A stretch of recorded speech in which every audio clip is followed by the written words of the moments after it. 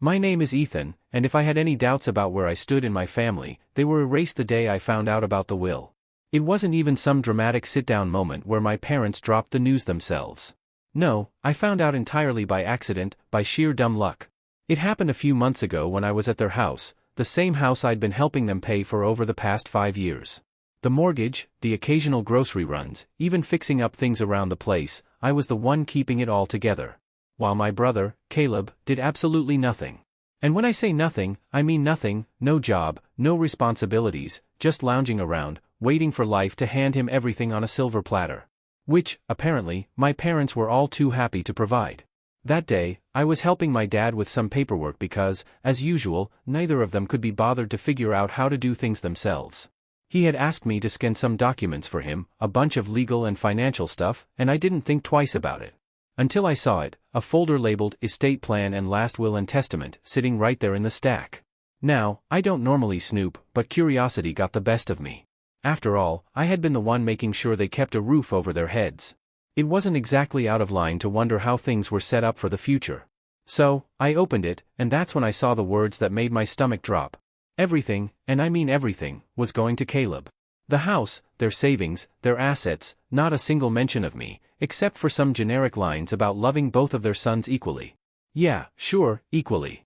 That's why they made sure their golden child would inherit everything while the son actually keeping them afloat didn't even get a footnote.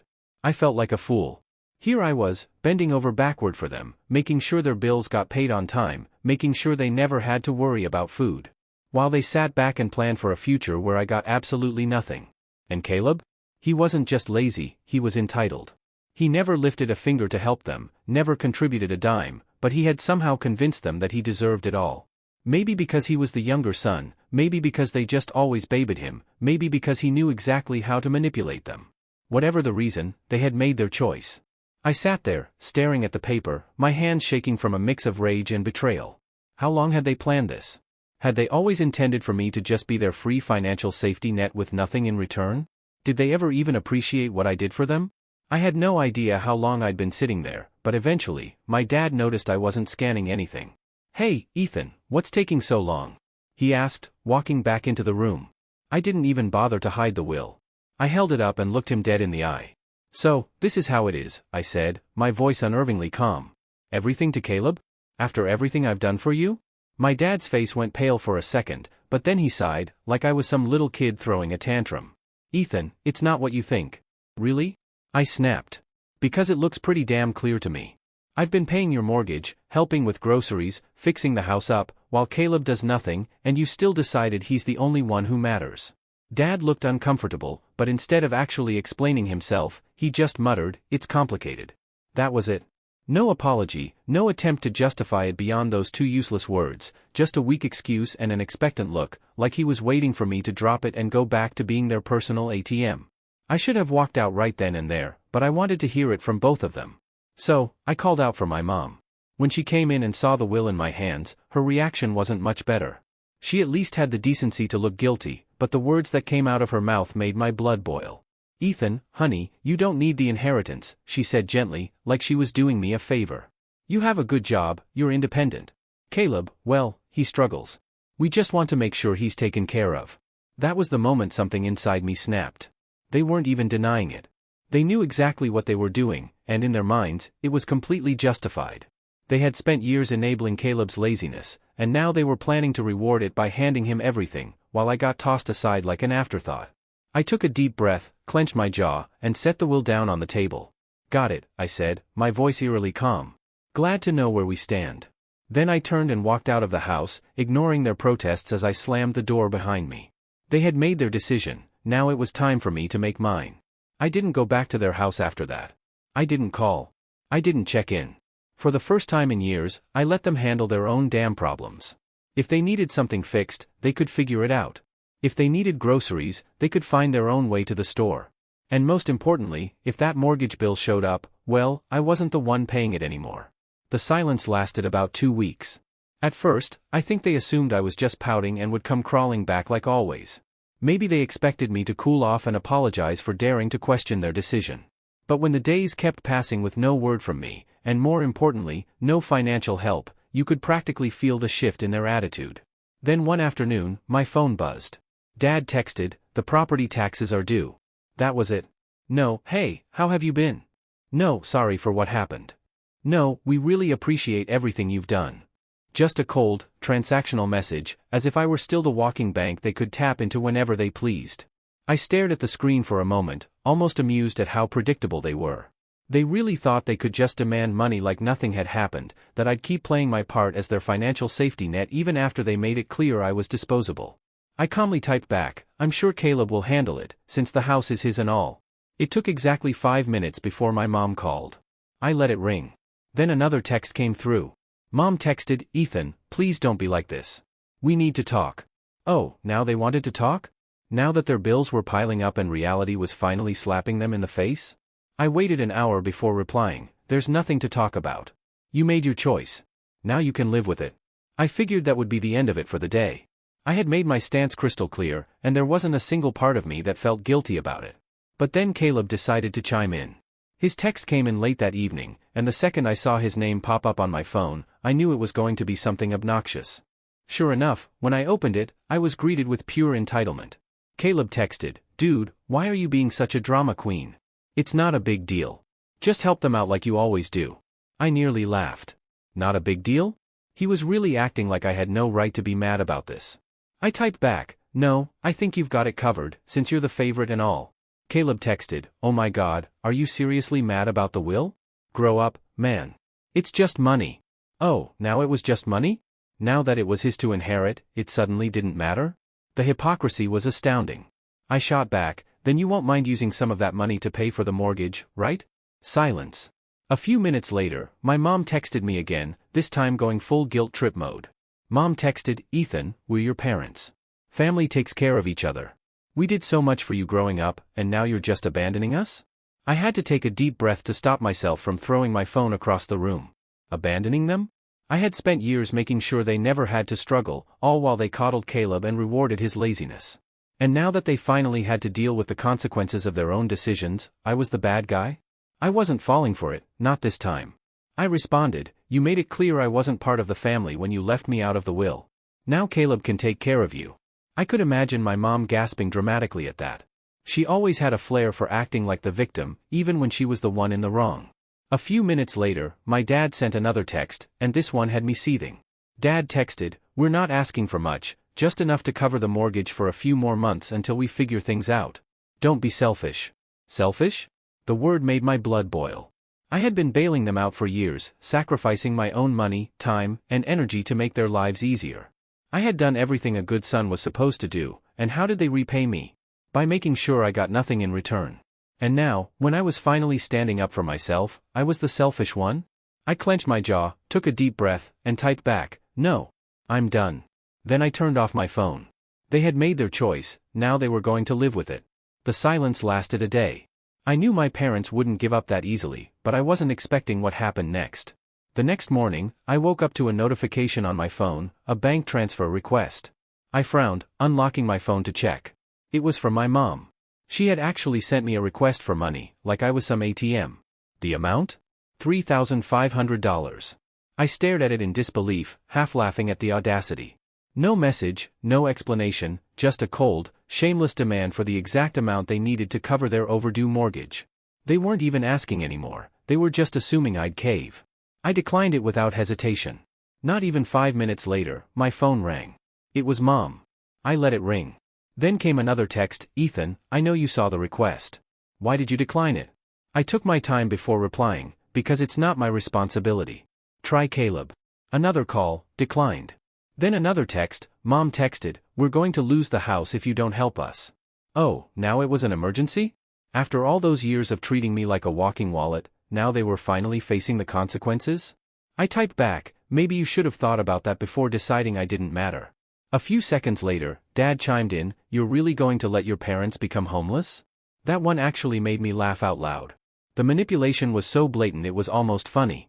They weren't broke, they weren't about to be thrown on the streets. They just didn't want to dip into their own savings because they were so used to me covering everything. I ignored them for the rest of the day. That night, I got a text from Caleb, "Dude, just send them the money already. You're making this a bigger deal than it is." I clenched my jaw. This entitled little prick really thought he could lecture me? I typed back, you mean the same money you're inheriting? Why don't you send it? His response came fast. Caleb texted, you know I don't have that kind of cash right now. Oh, so now it was about affordability? He was perfectly fine with me draining my accounts, but the second it was his turn, suddenly he had nothing to offer? I replied, guess you better figure it out then, bro. You're the one they chose. No response. I went to bed feeling oddly at peace, like I had finally broken free from years of manipulation. But the next day, things escalated. I was at work when I got a call from my apartment's front desk. Hey, Ethan, your parents are here. I nearly dropped my phone. What? She hesitated before adding, they're saying it's an emergency and that you won't answer their calls. Oh my God, they showed up at my apartment? Just because I stopped paying their bills? I took a deep breath, pinching the bridge of my nose. Please don't let them up. I'm not expecting them. There was an awkward pause. They're being kind of pushy. I clenched my jaw. I don't care. They can leave. I hung up and immediately got a text from Mom. We're downstairs. Open the door. No question, no explanation, just another demand. I didn't reply. Another text from Mom. Ethan, we're not leaving until you talk to us. I exhaled sharply, standing up from my desk. They weren't going to back down? Fine. I was about to teach them a lesson they wouldn't forget. I grabbed my keys and stormed downstairs, my blood boiling. I wasn't scared, I was furious. The sheer audacity of these people to show up at my home, uninvited, demanding money like I was their personal ATM? Not even a phone call first, not even a half-hearted apology, just a full-on ambush? They really thought they could just corner me into submission like I was some naive kid? I yanked the door open, and there they were, Mom, Dad, and, of course, Caleb, all standing in a tight little formation like they were about to stage a family intervention. Mom had her arms crossed, her classic disappointed mother look locked and loaded. Dad was standing stiff, hands in his pockets, his expression a mix of frustration and entitlement, like he couldn't believe I was actually making him do this in person. And Caleb, the little leech, had the nerve to look bored, like this whole situation was just mildly inconvenient for him, like he wasn't the reason any of this was happening. The moment Mom saw me, she went full theatrics. Ethan, finally. We need to talk. I leaned against the doorframe, arms crossed. No, you need to leave. She blinked, as if she physically couldn't comprehend what I'd just said. Excuse me? You heard me. My voice was calm, controlled, but firm. You don't get to just show up at my apartment demanding money. That's insane. Dad let out a sharp scoff. Are you really going to let us lose the house over a petty grudge? I let out a cold laugh. Petty grudge? Oh, you mean the one where you decided I was good enough to pay your bills but not good enough to be in your will? That grudge? Mom gasped, clutching her chest like I'd just slapped her. Ethan, that's not fair. We only did what we thought was best for the family. I tilted my head. Best for the family? You mean best for Caleb? Just say it. Silence. A long, heavy silence. Caleb, who had been weirdly quiet up until now, finally spoke up. Look, man, I don't even want to be involved in this. I didn't ask for anything. I turned to him, finally letting loose. No, you just sit back and take everything that's handed to you. You're 28 years old, Caleb. Get a damn job. His face turned red. Dude, what the hell? I took a step closer. You heard me. You want to inherit the house? Start acting like a homeowner. You want to be the golden child? Start paying their damn bills. I'm done being your personal bank. Caleb looked away, suddenly very interested in the pavement. Mom took a deep breath, recalibrating her guilt trip. Ethan, he's your brother. I nodded. Yep, and I've supported him longer than you ever have. Dad's face darkened. You're being selfish. I laughed, a real, genuine laugh. Oh, that's rich, coming from you. I gestured between them. You two decided that Caleb deserved everything and I deserved nothing, and now that it's time to pay the price for that choice, you're trying to manipulate me into fixing it for you? Not happening. Mom's voice sharpened. We thought you'd be mature about this. I raised an eyebrow. Mature? You mean quietly accept that I was betrayed and keep paying your bills because, let's be real, that's what you wanted? Dad stepped forward, trying to loom over me like he used to when I was a kid. Ethan, we raised you. We fed you, clothed you, gave you everything. The least you can do is help us now. I looked him dead in the eye. I already did, for years. And you repaid me by cutting me out. Mom's lip trembled. We thought you'd understand. I exhaled, shaking my head. Oh, I understand perfectly. I understand that I was never family to you, just a paycheck. Silence again, a suffocating, undeniable silence. I turned to Caleb, who was still pretending to be invisible. And you, what's your excuse? You had years to grow up, to get your life together, to contribute, but you didn't, because you knew they'd take care of you. And when they're gone, you just expected me to step in, huh? Caleb finally snapped. What do you want me to say, man? I didn't ask for this. I nodded slowly. Right, you didn't ask. You just benefited. His mouth opened, then closed.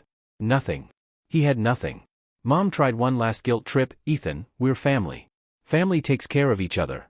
I stared at her for a long moment before answering. Exactly, so why didn't you take care of me? She froze. No words, no comeback, nothing. I let out a slow breath, feeling lighter than I had in years. We're done here. I turned and walked back inside, closing the door behind me. Before I even made it back to my couch, my phone buzzed, a new text from Dad. Wow, after everything we've done for you, you're really going to abandon us? I smirked, typing back, no, you abandoned me. I'm just finally accepting it. I hit send, then I blocked their numbers. But I had no idea that blocking them was only going to make things worse. It didn't take long for things to spiral out of control. Less than a day after I blocked them, I started seeing posts on Facebook. My parents had never been the most tech-savvy, but they sure knew how to air their grievances online, especially when they were feeling self-righteous. At first, I thought it was just my parents being dramatic. I mean, that was their go-to move, airing out family drama for everyone to see.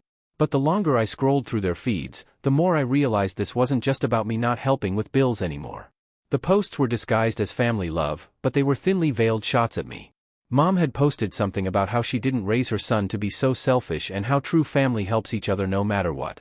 A few of her friends commented along the lines of how I was a disappointment and so out of touch with what really matters. Then Dad chimed in with his own post, so-called family should never turn their back when you need them most. We gave everything to our children, and this is how we're repaid? My son who should be helping us in our golden years has chosen to abandon us. He tagged me, adding a passive-aggressive, I hope you're happy, at the end of it. But the real kicker came from Caleb. I should have known he'd get in on the drama. He shared a post that was brimming with falsehoods. Some people think that family is just about money. They don't understand that family is about love and sacrifice. I'd do anything for my parents, but some people are just too wrapped up in themselves to realize that true love is about helping those who raised you. He even threw in a disguised jab at me. I wish some people could learn what it really means to be family. I love my parents, and I'm grateful for everything they've done. That was it. That was my breaking point. I sat there, staring at the screen in disbelief. How had it gotten to this point? They turned this entire situation around, made me the villain, the selfish son who wasn't willing to support his sacrificial parents, the son who didn't appreciate all the love they gave me over the years. How could they? I had always been the one who worked hard, the one who contributed, the one who never complained. I had to swallow the fact that, somehow, they had convinced themselves they were in the right, and now they were telling everyone that I was the problem. I didn't want to react immediately. I took a step back, collected my thoughts, and waited for a few hours. I wanted to make sure I didn't just rush into something out of anger.